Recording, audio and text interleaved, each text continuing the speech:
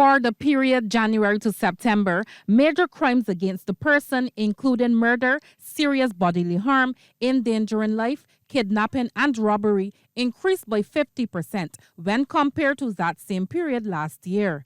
Also registering a significant rise during the period was firearm-related crimes, which jumped by 57%. However, Acting Commissioner of Police Erwin Boyce says as of October 20th, there is a 2% decrease in overall crime and a 13% increase in total major crimes. Within that category, homicides, that is murder, now stands at 38 when compared with 41 for 2024.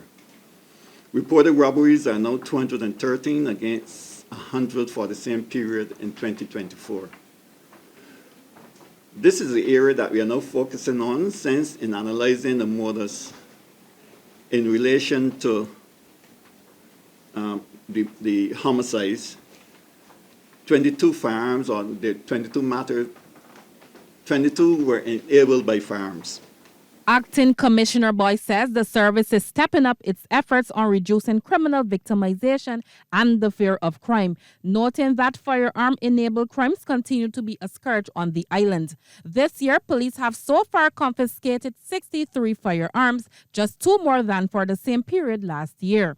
The difference is much bigger regarding bullets, with 1,750 seized this year compared to 485 for the corresponding period in 2024.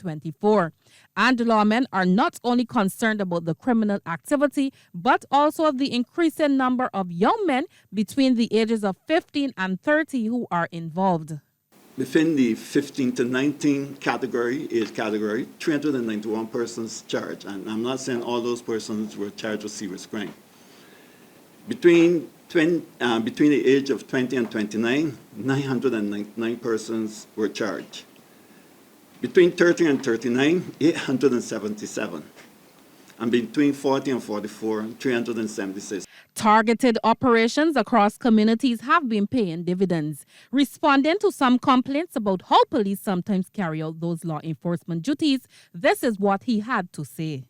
There is an approach, there is policy directives, there are approaches to situations that we train our people to be involved in, and the execution of the warrant is there.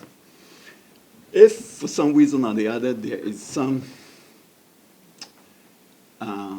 reluctance on the officer to provide the warrant or to read the warrant or to show the warrant, then we would always advise people if there is that gap, then make a complaint to Office of Professional Responsibility, and it will be investigated.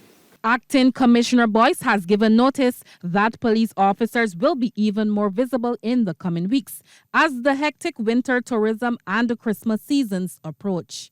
Anesta Henry, CBC News.